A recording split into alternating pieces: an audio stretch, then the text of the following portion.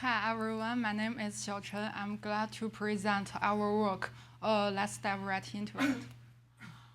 Suppose a city transportation department monitors traffic flow to optimize signals and detect congestion. They can continuously track various data streams using sensors. For example, at each moment, they can track the number of vehicles on specific road segment and their average speed. To carry out their duties, the analysts need to gather various information from the data stream. Each report requires accessing the raw data streams if to make some more necessary calculations. If these streams contain sensitive personal information, then the frequent queries can increase the privacy leakage in the stream. And we also need to design specific privacy protection mechanisms for different types of queries. So we can consider continuously releasing the noisy version of the data streams. Then all the analysis can be performed on the noisy stream. We can query it as many times as needed with reduced privacy concerns. There are three different kinds of privacy settings: event level, W event level, and user level. Their privacy protection strengths increase sequentially at cost of introducing more noise. In this paper, we focus on the most basic privacy setting, the event level DP protection. It exactly matches the traditional definition of differential privacy, which protects each single data point in the data stream. The implementation process is quite simple. We can just add a Laplace noise to each single data point, and then the noise amount is proportional to the length of data stream. To reduce the noise amount, some proposed group-based post-processing framework called PEXIS. It can be divided into three parts. First, the perturber, which adds noise to each data point using Laplace mechanism. It consumes most proportion of the total privacy budget here. In our paper, we said it 4/5 proportion of the total privacy budget in our evaluation. Second, the grouper is the most important part. It keeps an opening group and continuously groups the data with high similarity. Each group, the grouping process is controlled by a sparse vector technique, which is commonly used to control the continuous query response under limited privacy budget. This part consumes a small privacy budget here. Third, the smoother. Depending on whether the current data can be involved in the current group, the smoother adopts different strategies. It's either smoothing the current noise data with the mean of the historical releases in the group, or leaving the current noise data unchanged and start a new group from the next data point. We found that the condition for accuracy improvement is difficult to satisfy. The accuracy improvement requires a sufficiently large number of data points or high similarity among data points. Even if we ensure the group length or the data similarity, the data earlier in the group still doesn't benefit from post-processing. Actually, the PEXIS has already done a great job. This challenge is difficult to overcome under the real-time scenarios. So before proposing solutions, let's first consider two questions. The first question is real-time release required for all data streams in practice? Unlike autonomous vehicles, there are some data streams, they have timeliness requirements, but real-time feedback is not strictly necessary. The second question is, can approaches theoretically designed for real-time truly achieve real-time? Network latency, data integration, and processing time, they can all cause the feedback delay. Based on these observations, we consider a delay allowed setting in our paper. We further divide it into two different kinds of settings.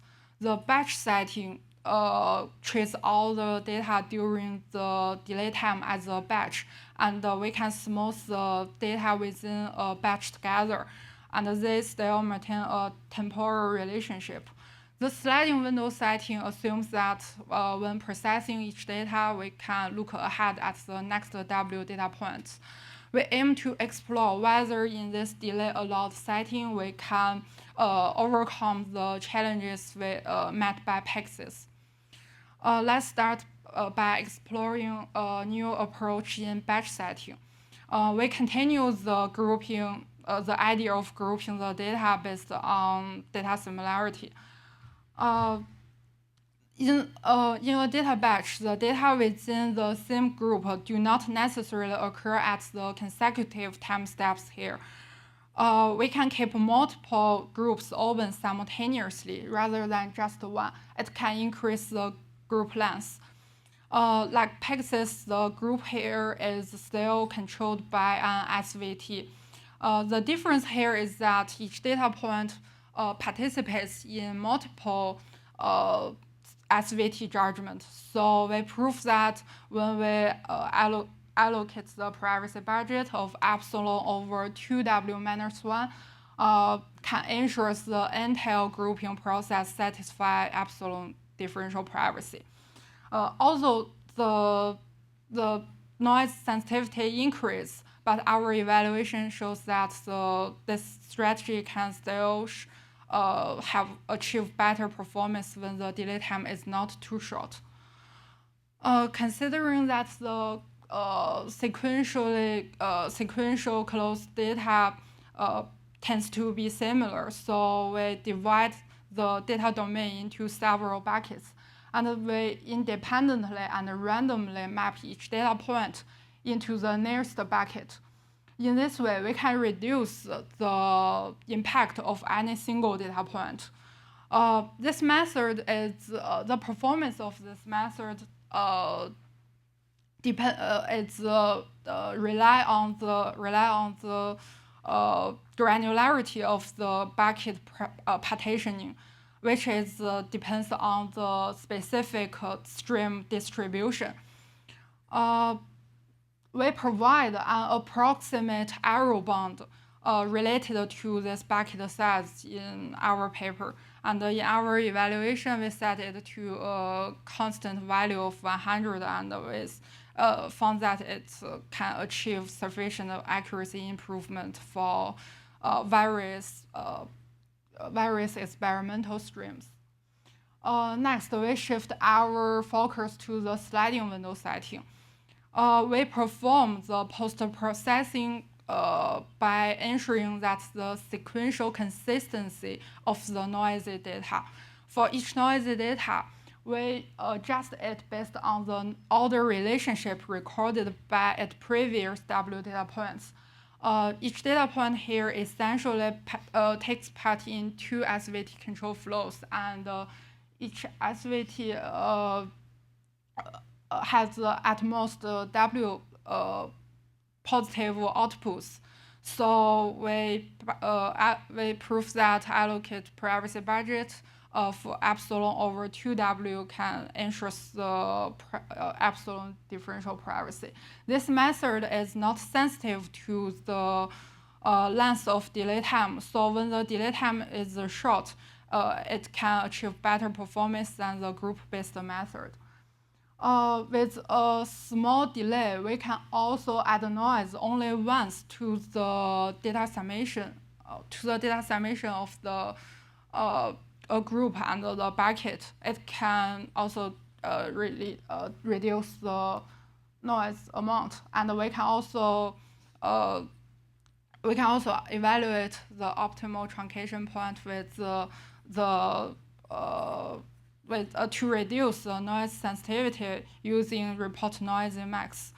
For more details, please refer to our paper. In our experimental results, we compare the proposed method with the PEXIS. These results show when epsilon equals to 0.5 on outpatient dataset, the order-based method, compare order and back order, they shows advantages when the delay time is relatively short. For the outpatient dataset containing over 1,000 time steps, back order can achieve more than 32-fold accuracy improvement with only 10 time steps delay.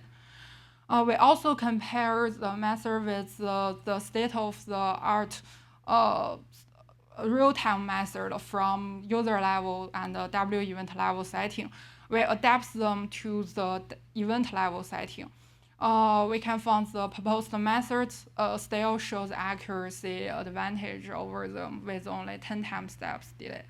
That's all. Thank you. I'm ready for questions. Thank you very much. We have time for questions. Are there any questions?